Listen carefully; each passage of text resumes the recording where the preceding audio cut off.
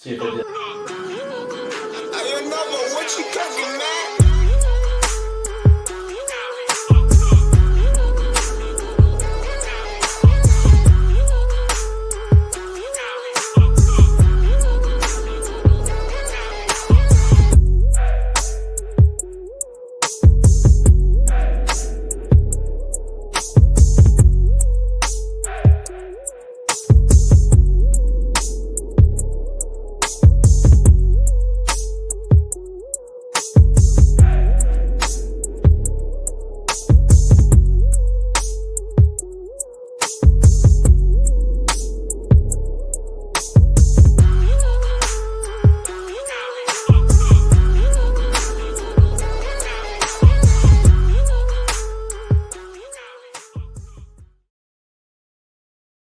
Oh, my mic is muted.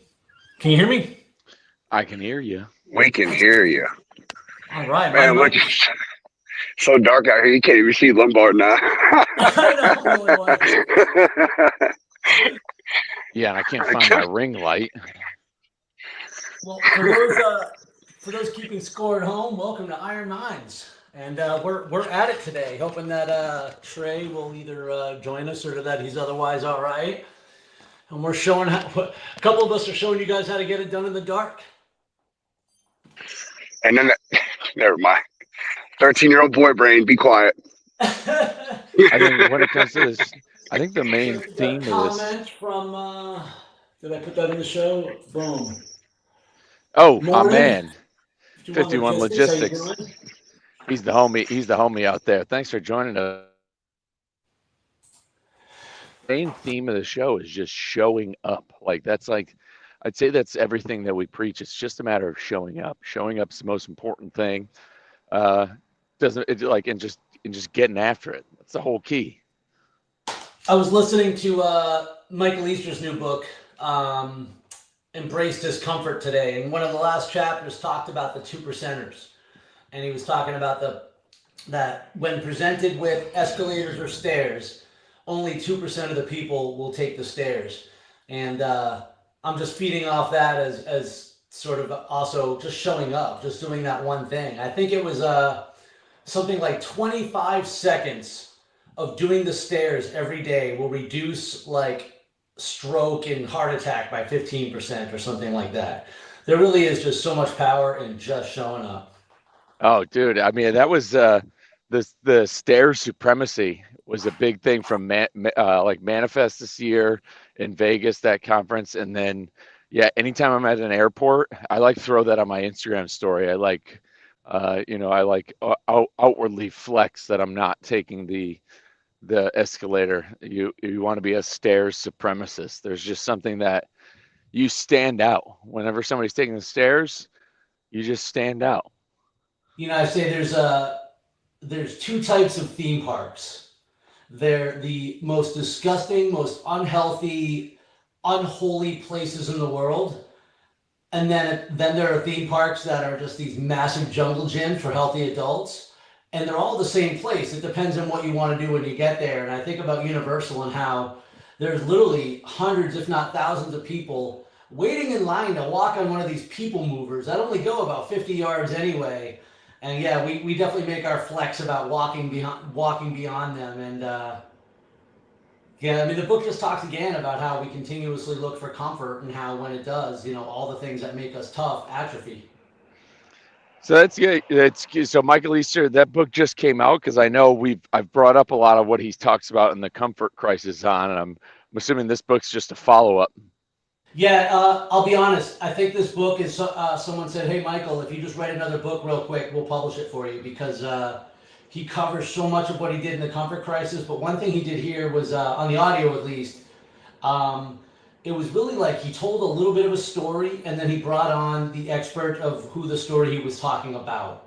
So like one person's really into yoga, one person's an ultra runner, stuff like that. And so it was really interview based a lot too. And he definitely threw up a lot of the same gems that he talked about in the first book, which is good though. I mean, so often we read something, we get that one idea, that one takeaway, and then 3 weeks later we sort of forget about it. So it's good to have that reinforcement. It's the books I recommend like those books, and especially the Comfort Crisis. I recommend to anybody. It's something we really, again, we talk about how movement is taken for granted. Like it's not a problem until it is, but like the sheer comfort we live in right now in society is without a doubt taken advantage of. Like, that in the Comfort Crisis, he talks about like just from the idea of temperature control, like just from the idea of heat and air conditioning, like in this modern, because even in the 50s and 60s, like I still would say like AC and like heat, like climate control and within homes is still like a more recent luxury to home ownership or wherever you're at, especially in the workplace.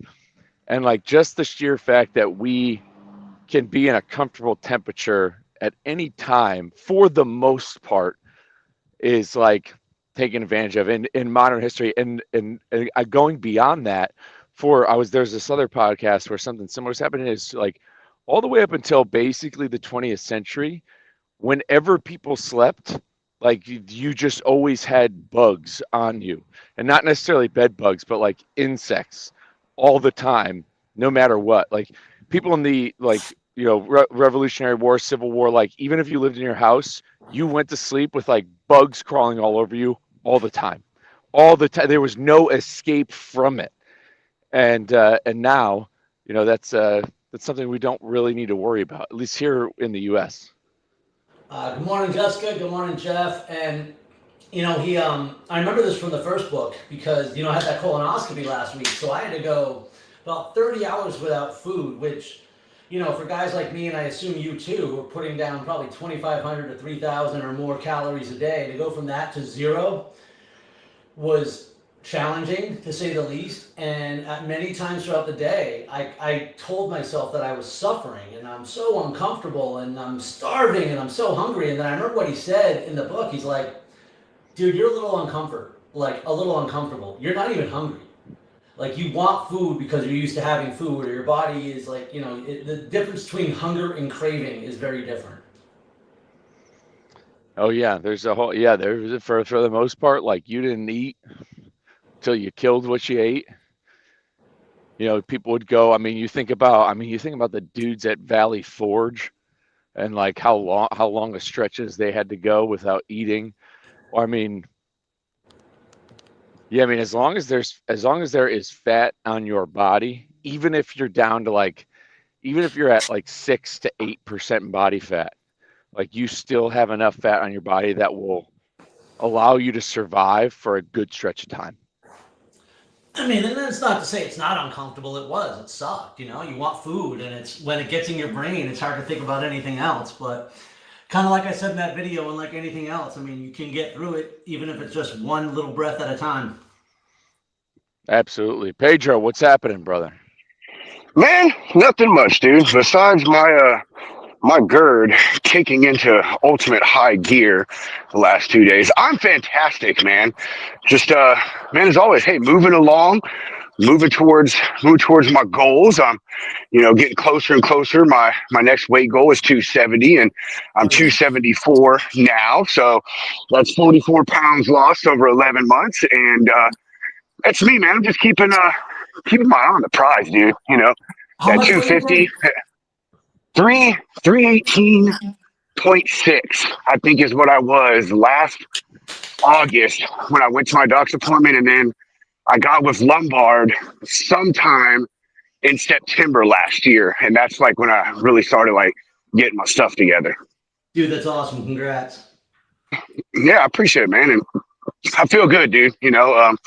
Just it's the little things, to be honest with you, is what I'm enjoying the most, man. I feel like I sleep better, outside doing things. I don't get as tired as quickly, you know what I mean?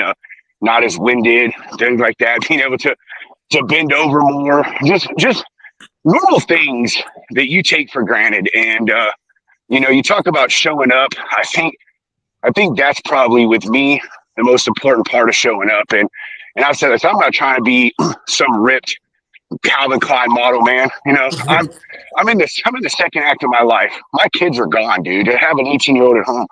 I've got the next 30 to 40 years to just spend with my wife and enjoy that time with her and enjoy my time just being an adult with actual money. So that's why I show up, man, and again, the little bitty things, sleeping better, being able to move ways you didn't used to be able to. But I said this yesterday in the Slack group, man, I'm about to just start going buying clothes. Every single pair of shorts I have, I cannot wear without a belt, like at all, even around the house. Dude, I take 3 steps and I end up mooning you. So most of my shirts look like they're 2 sizes too big, man. So, you talk about showing up, and I don't feel I have shown up the way that others have in this because, hey, sometimes you just don't feel like doing things. And as an adult, you have that choice. So, but, I have shown up overall, and I'm seeing the results, and I'm happy that every day I'm getting counted on the attendance chart since we're talking about back to school, right? Yeah. That's Let's awesome, go. man. Consistency is key, brother, and you prove that every day. And you're right, man. It's about the lifestyle. It's about what you can accomplish. And I'll tell you what, I resonated when you said about the being able to bend over. I looked at my, because I was 177.6 yesterday, and I was 237 at one point, and I remember just tying my shoes, man, was uncomfortable. Sitting down, bending my knees, bending over, getting my stomach out of the way where I can reach my shoes. And I wasn't even that big or anything, but still we take for granted just the general flexibility.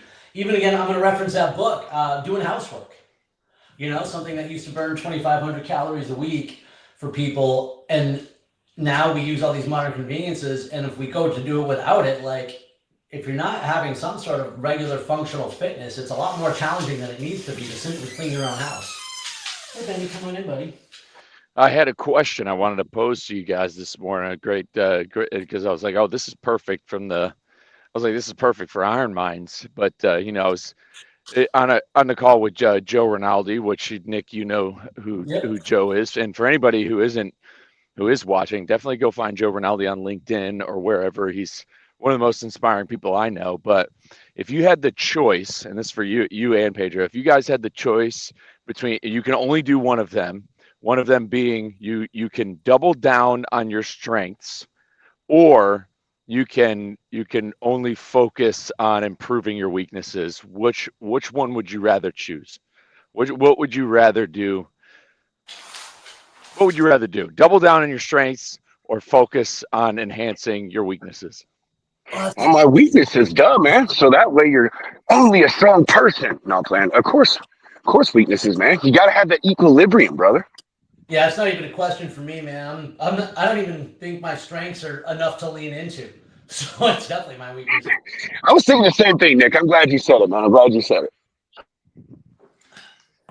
Yeah, it's a tough situation because there's obviously it's an open statement. There's no goal in mind. And some people say, especially in the business realm, it's like you'd want to double down on your strengths, like that's what's going to make you succeed. When it comes to your weaknesses, you can either hire that out or however you can expand. But then from the idea, for the crowd and anybody who's watching this live, drop a comment. What would you rather do? Double down with your strengths or focus on your weaknesses?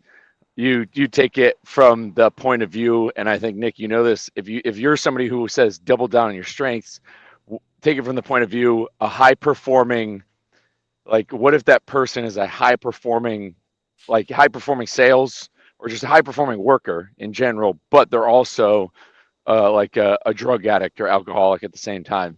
So it's they're really strong in one thing, and it's if they double down on that and they don't focus on that weakness, where is it going to take them? It's an interesting question. I wanted to pose it to you guys. But I gotta go ahead. Oh no, go ahead, Nick. I'll just finish your thought. I'll try to remember mine. No, go ahead. Oh, okay. So I was going to say, Lombard, to kind of spin that, man. That's one thing that I think I enjoy without even realizing I enjoy it, and I think is also something people need to think about when it comes to health and fitness, man, because what you're doing every single day is working on those weaknesses. You're working on the things that are keeping you sitting down, that are keeping you from moving, keeping you from living a longer life. And then you're hitting goals. And then every time you hit that goal, you're like, man, okay, I'm still weak with this. Let me try to improve it. And that's what I like, man. Going in every time and seeing I can do an exercise longer, or I can walk farther, I can mow more yards, or be outside under my car. I can all these things. So, I think that's something that we need to look at when we're talking about this. Is that's what health and fitness is, man. It's improving the weaknesses within your body, finding that equilibrium within yourself, both mind, body, and soul. So now Jessica says obviously weaknesses, because we can turn those into strengths, and I agree with her on doubling down for 100, Alex. Now I will say this, and I get it, because there are people out there who simply do not like to suck at something new. They have to be the best at everything they do, or they won't do it, and that's actually part of the problem. And I'm going to relate it to business like you did. I remember reading From the Gut, Jack Welch's book about his tenure as CEO of GE, and they talked about a time where they decided they were going to be the first, second, or third in everything, or they were going to get rid of it. So basically, they were just going to lean into their strengths until somebody finally said, well, Jack, doesn't that mean that you guys don't have to get better? You can just say, screw it, we're not number 3 on this, so we can stop doing it.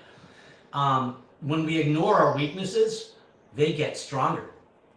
They become weaker. That's where those other imbalances are. Like, the other thought, and this is more of a personality thing, but our greatest strengths tend to be our greatest weaknesses at the same extreme. I always say that my greatest strength is simply that I just do not quit. And, well, that's also true as a weakness. There are times where I need to reevaluate or sidestep or take a different approach to something. Yeah, I think, the idea of not quitting, it's popular among the endurance world. And, talking to guys like Matt Johnson, who's run across Texas about this, like, not quitting is definitely a valuable strength. But when you, and especially for a race, like fighting through that, and you will unlock parts of your kind of innate power by not quitting through doing some hard things. But in the business world, and I think about this because I've replayed this situation and scenario over and over in my head of, also knowing when to pivot versus quit. So, and it's like, and I think about that when it came to me getting backed into in my truck, and I was hemorrhaging money and basically worked all summer, didn't really go home, make all that money. At a certain point, I was simply driving to stay employed. And it's like, and you don't get into, like, people who get into business, like, you get into business to grow. Like, I didn't get into business or try to work for myself for a paycheck, so to speak. Like, that's not what the goal was. Because if I wanted a paycheck, I could just not do that. I could have just not done that. So knowing when to pivot, make a harder decision, and but knowing that it's not quitting. Like, you're not like, it's not quitting. Quitting would have been absolutely getting rid of everything, moving back to Connecticut, giving up on the industry, never making content again. That's a whole different thing. But in business, I mean, look at some of the most successful people, even the president of this country, who's had the bankruptcies, had the failures. Like, any person you read a book about that's like been some guy to grind to the top, like, excluding Zuckerberg and Bezos, which, again, those are two people in the sea of millions and billions of people.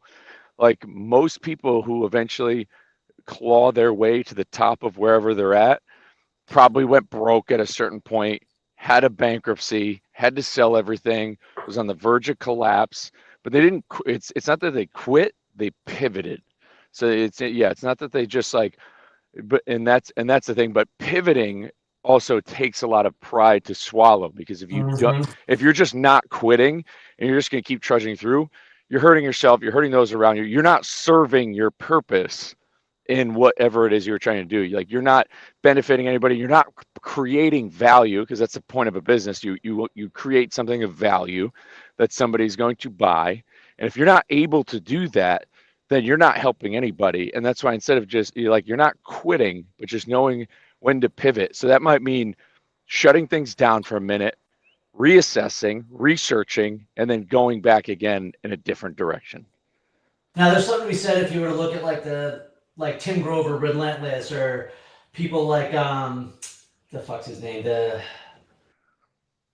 Grant Cardone, and people who, if you want to be the best, the very best at something, then you should lean in your weakness. I mean, your strength, and only your strength, because you're trying to turn that into a dominating number one strength. That said, if you want to be the best you, we got to work our weaknesses because they support everything else. And the moment I improve something I'm weak at, I actually improve everything else. It's not like I just improve that one thing. So, you know, if I've got a muscular imbalance and I work on correcting that, everything gets better. My running will get better, my biking will get better, my swimming will get better, my sleeping will get better. You know, so working the weaknesses, I do think has a more overall impact to your life, your health, your fitness, your business, whatever it is that you're working on. Well said. Well said. Anybody else in the live audience, what would you rather do? Double down on your strengths or focus on your weaknesses? You can only choose one. But other than that, Jessica said weaknesses, and we got 18 people who can answer that question right now. So let's hear it. let's go. Some of them could be driving, but I'm ready to have a fantastic week. I'm going to the TXTA has a chapter meeting today in Central Texas. I'm excited to go speak on driver health and fitness. Here we go, Adam. Adam jumping in. I'm going to start a new program when I come back from home time, going on the carnivore diet, and I plan on working up at least an hour, waking up an hour early to start walking the truck stop lot to get some steps in. Absolutely. Who was that last week who joined us for a minute? Who was who walked the lot and That was Clint Howard with Southern Transport. yeah, and he was talking about how he gets there early, gets his steps in. I don't know if we made a joke or if he said he did it, but something about pull-ups in the back of the truck. But I think that's a great idea. Using your environment for what you have. You know, I was thinking about it this morning because Lombard, you keep talking about clipping in, and I joked saying, "Nah, I'm gonna raw dog it." You know, like I'm just out here, like I was trying to picture myself as Rocky IV versus Drago, who gets all the fancy equipment, and I'm up in the mountains or something. But realistically, it's like, dude, you're at an air-conditioned gym today. You're wearing your nice shoes. You're running out in this. Like, things aren't that bad. But fitness doesn't require much. Jared, I'm going to say his name wrong, Hatowski. We comment several times about pick up heavy things and carry them around. We don't need to overcomplicate this. Yeah, it's as simple as doing stuff like that. I got a friend, Nick, who does the same thing. He hasn't had a gym membership, but if you looked at him, you'd say he's really fit because mainly he just like goes out in the woods or goes out at a park and he'll just pick up logs, tree stumps, and he just like walks around with them, picks them up, puts them over his head. Like he does odd stuff like that. Finds a pull-up bar, does a lot of like body weight functional stuff. He does muscle ups. And yeah, he's not doing conventional lifts. You can quite literally just pick things up that are heavy and put them back down. But that's good, Adam. Glad you want to jump on something. Again, I always advise people when it comes to, carnivore diets, fad diets, is always look at the sustainability. Is because I did keto carnivore in 2017. I slashed 30 pounds.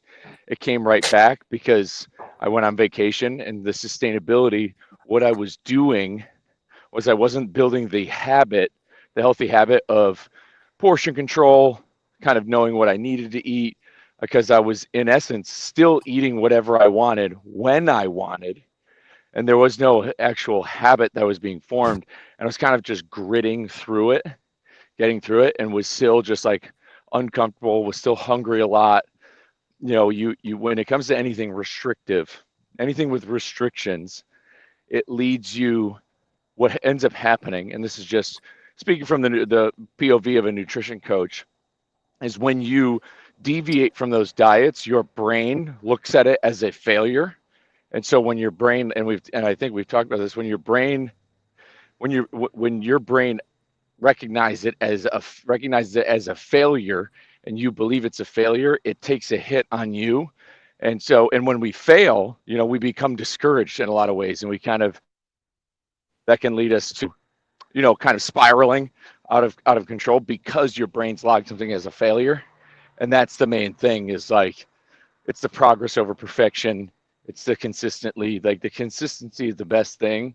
And I've always just found that, balancing macros, hitting those number goals consistently over time is going to work because of the sustainability factor. But whatever gets somebody motivated to start making a change is all you need to do. So if that's what it looks like for you and you want to do it, then go ahead and do it. Because again, I mean, I also look at that failure of me doing keto as kind of a part of the process. I learned something that didn't work for me. And it took me another whole entire year to kind of figure that out. But either way, but that's another thing that's true too, is like, if you're going to start one of these kind of like more restrictive diets, Adam's already got the movement thrown in there. Like, we can't let something like GLP-1s, Ozempic, certain diets replace the fact that we still need to get our bodies moving. See, the difference between a diet and going on a diet versus having a diet. And I guess one of the problems with so many of these diets that people go on a diet and then they put the weight back on is they never actually have a diet. So they go on this diet for however long, they achieve whatever, or the thing ends, and then they don't know what to do. They don't have an exit strategy or a plan B, or a lifestyle or habits that it ultimately kind of creates. So, it's if you're going to be on a certain diet and that becomes your diet, then that's fine. But you have to have a diet, something that regular foods that you eat. Bodies love consistency, and that way you get to know what works, what doesn't. But anything that's short term is going to have short term results unless we have a backup plan or find some way to adopt it into our daily living. It's funny you're talking about that, because I'm literally trying to prove my doctors wrong right now with me being on Wegovy. The VA sees I guess I'll just say obesity, man. They see it as a chronic illness. So when you get on a weight loss med with VA, they consider it a long-term, lifelong medication. I asked the doctor that. I said, well, why? I said, why can't people just get on it, change things they're supposed to do, lose the weight, and then stay off of it? And she told me, I can't remember the exact statistic, but it's crazy. Like 85% of people who use a weight loss medication put on at least half of the weight back within the first 90 days, and almost all the weight back within the first year, because they don't make the changes. They use this as the shortcut, and that's it. There's very little movement, and if they do, again, they don't keep with it. They don't set a schedule. They don't, make those changes a part of their daily life. And when I told her, so well, I'm gonna get down to my 250 goal, and then I'm off of it. And she said, well, we'll see. I said, no, we won't. I'm telling you what I'm going to do. I'd say that's a good point of what you're saying is a lot of people don't. I think they see this as a way to get what they want. And like Nick said, and you said also, Lombard, they don't plan for longevity, for the long term. I guess you say for the retirement after your diet. You know what I mean? Yeah, it's more of a vanity thing, I think, as what's become super popular with it. And look, and I'm pro vanity. People should want to look fucking sexy, right? People should want to look. That's what they want, and that's why they want to do it. There's a way to get it though. Like that's what my entire message is. Like, people think this, their dream body, dream stuff is that's it. It's just a dream. And it's not. Like, people are not that far away. You're not that far away, and you're quite literally just a few steps away from that. But if that's all that's on your mind is just the vanity aspect and not the health and longevity one, that's why there's going to be some relapse. And people and that's because I get questions on it a lot all the time, and we've gotten guidance from Orange Theory, and there's stuff in the NASM nutrition coaches course about it. And it's just like, use it as prescribed. Like, if you listen to your doctor, you talk to them, but it cannot replace or supplement, following a consistent plan of what you're going to be consuming and, getting in that daily movement. And even if, because I know it kind of messes with your appetite, even if you can't get on like kind of like a disciplined regimen. If you could just focus on that protein and get into the habit of the daily exercise, it might not be good because you might be nauseous, sick, or whatever. But if you can get into that 45-minute block, 30, 45 minutes of whatever that intentional movement looks like on the other side of those medications, people won't relapse and put the weight back on. Boom. Well, we're running up on time. I think it's about a good place to wrap it up. You guys got any final thoughts for our 22 awesome viewers right now? Go win this week. Whatever it is, go win. Go win that new business. Go win that new number on the scale. Go win that new half mile on that run. Go win that time with your family. Whatever it is, just freaking win. Yeah. Final thoughts is have yourself a week. Life doesn't, there's a common phrase and a common thing when people talk, people who say, oh, I'll get around to it. Or maybe when things calm down, things are never going to calm down. And saying I'm too busy to do these things, like prioritizing health and fitness, means you're too busy to take care of what's important to you. Let's change the verbiage. And life is going to happen. Life happens to everyone. And that's what people say. They say, oh, life happens, but life doesn't happen to you. Make life happen for you. And there's plenty of examples. Again, it's very cliche, but looking at whatever your flaws, those weaknesses, something that's happened, life is happening for you. And it is always teaching you a lesson, whatever it may be. So you're not too busy to dial in. Life isn't happening to you. It's happening for you. Go out and get it. My last thought is just going to feed off of both of those, which is to say it is a choice. You may have something that tells you can't do it, but it's still a choice. You may not feel like it. You may be tired. You may be hurt. You may be busy. You may be stressed. You may have all these other things, but your actions are still a choice. So choose to take care of yourself today. Let's go. All right. Thanks all for joining us. Well, thank you, Jessica. We love having you here. We'll see y'all next time. Iron sharpens iron. Let's go. Let me go do this. See you next week, baby. Nick's like, let me get up and walk across the room and hit this off button. Later, guys. Y'all have a good day. End stream, outro.